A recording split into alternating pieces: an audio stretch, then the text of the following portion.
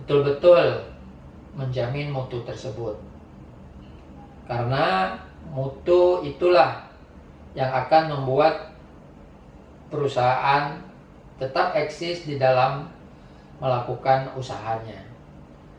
Nah, hari ini atau tanggal 3 Desember 2020, Kompas mengeluarkan bahwa produk perikanan ekspor ke Cina ini terancam embargo. Kenapa? Karena itu tadi, masalah penjaminan mutu terhadap keamanan pangan. Nah, ini di masing-masing negara harus benar-benar menjamin atau memeriksa mutu keamanan pangan sehingga barang di tempat tujuan itu betul-betul terjamin keamanannya, sehingga konsumen di tempat tujuan ini akan tidak ragu untuk mengkonsumsi barang-barang khususnya dari Indonesia. Kalau tidak, ini akan terancam embargo oleh negara tujuan dari produk.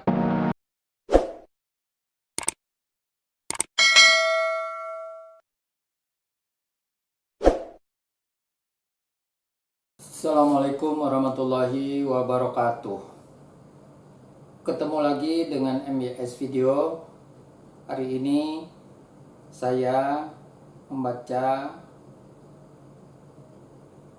data di koran Kompas berkaitan dengan sejumlah perubahan di masa pandemi. Nah, pandemi COVID-19 telah membuat kehidupan masyarakat berubah radikal. Kita melihat bahwa Kompas mengeluarkan data dari hasil jajak pendapat yang dilakukan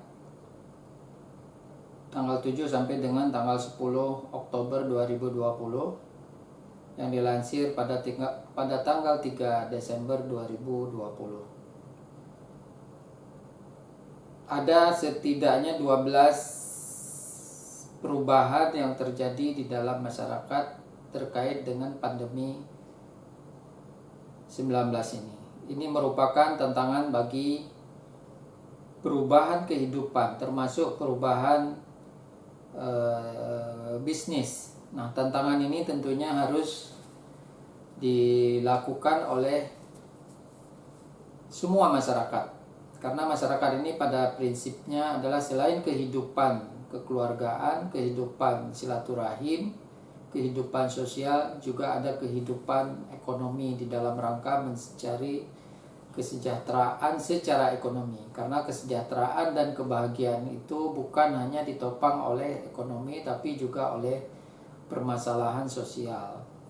Namun pada hari ini kita akan membahas berkaitan dengan kehidupan ekonomi yang menjadi tantangan besar dan perubahan secara radikal, dan merupakan juga titik balik dari kehidupan konvensional menjadi kehidupan yang difasilitasi oleh digital.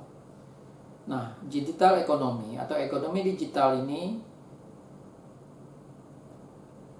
merupakan perubahan yang sangat radikal, karena orang akan putus interaksi secara individual atau secara kelompok, sehingga muncul protokol kesehatan untuk menghindari kerumunan. Nah, ini yang menjadi titik balik di dalam kehidupan di masa kita ini hidup di dalam era digital. Nah, kalau kita lihat Kompas merilis jajak pendapat yang dilakukan tanggal 7 sampai dengan tanggal 10 Oktober 2020, ini ada 12 perubahan yang terjadi. saya baca mungkin ke-12 perubahan tersebut. Nanti saya akan tampilkan di video ini. Pergi ke pasar, mall, supermarket 77%. Pergi ke tempat wisata, rekreasi 75,4%. Bepergian dengan transportasi publik 71,2%.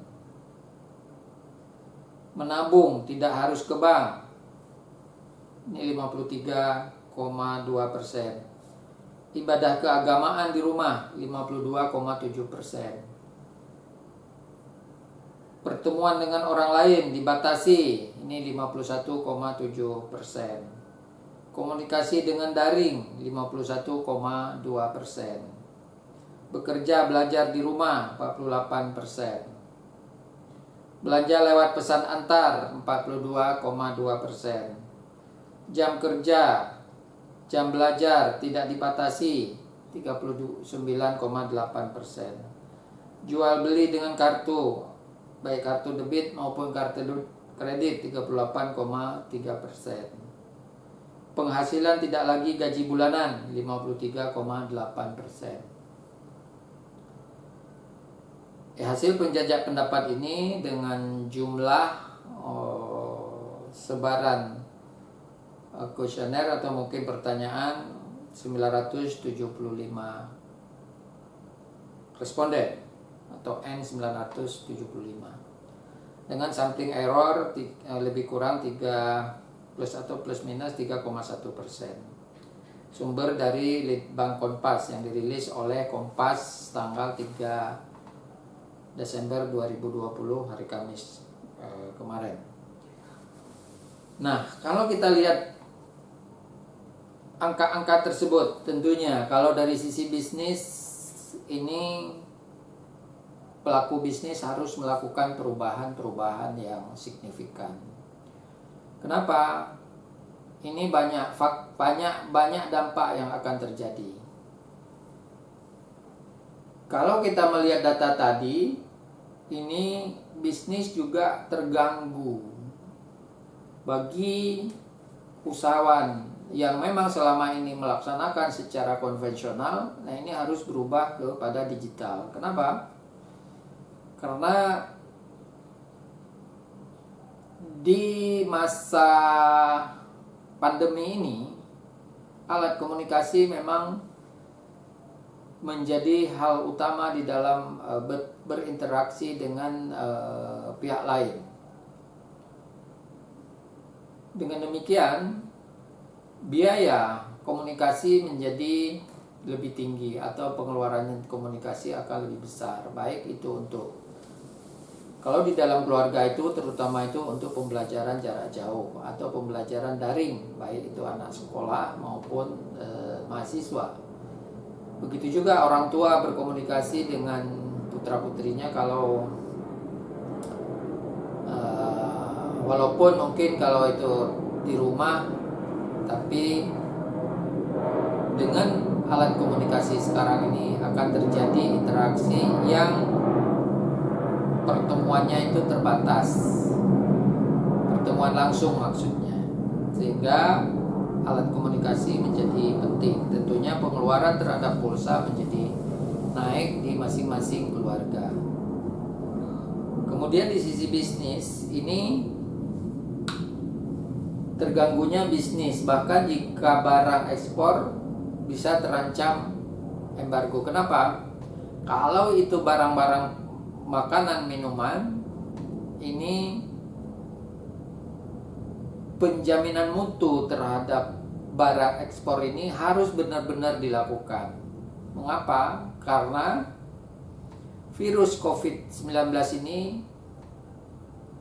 bisa saja terkontaminasi pada kemasan produk yang diekspor atau yang dijual, dan bisa juga kepada barangnya sendiri yang terkontaminasi. Maka setiap negara ini harus memproteksi barang impor maupun ekspor untuk menjamin bahwa barang tersebut benar-benar kesehatan pangan atau keamanan pangan itu terjamin, sehingga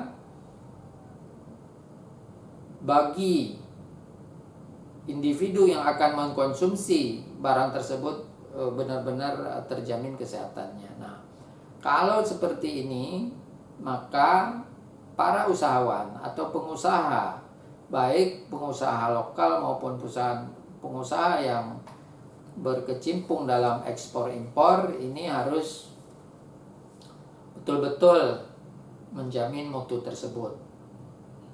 Karena mutu itulah yang akan membuat perusahaan tetap eksis di dalam melakukan usahanya. Nah, hari ini atau tanggal 3 Desember 2020, Kompas mengeluarkan bahwa produk perikanan ekspor ke Cina ini terancam embargo. Kenapa? Karena itu tadi, masalah penjaminan mutu terhadap keamanan pangan. Nah, ini di masing-masing negara harus benar-benar menjamin atau memeriksa mutu keamanan pangan, sehingga barang di tempat tujuan itu betul-betul terjamin keamanannya, sehingga konsumen di tempat tujuan ini akan tidak ragu untuk mengkonsumsi barang-barang khususnya dari Indonesia. Kalau tidak, ini akan terancam embargo oleh negara tujuan dari produk Indonesia. Jadi bisnis itu tidak sesederhana yang kita bayangkan, bahwa selain perizinan, selain modal, selain motivasi, selain sirkulasi bahan baku sampai dengan barang jadi itu harus benar-benar terjamin oleh keamanan pangan, kalau itu produknya adalah produk pangan. Nah, itu mungkin sekedar ulasan berkaitan dengan pandemi 19 atau tantangan pandemi 19 dalam kehidupan baru atau perubahan kehidupan secara radikal di masa pandemi. Ini sebuah tantangan besar bagi seluruh masyarakat, baik individu maupun kelompok maupun masyarakat yang apakah itu masyarakat pengusaha, apakah itu masyarakat pendidikan atau masyarakat lainnya yang memang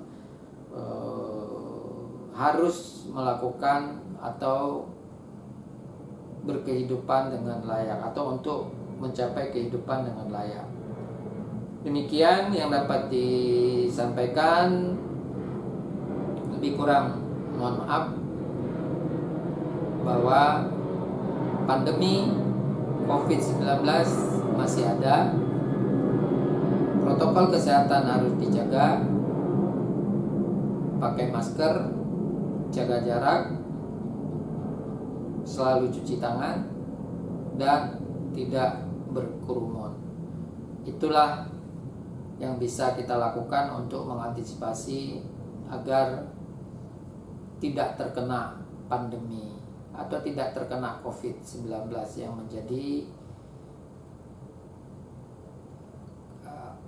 penyakit atau mungkin yang harus kita hindari, atau penyakit yang harus kita hindari. Terima kasih. Assalamualaikum warahmatullahi wabarakatuh. Jangan lupa subscribe, like, dan share, serta beri komentar di bawah video ini.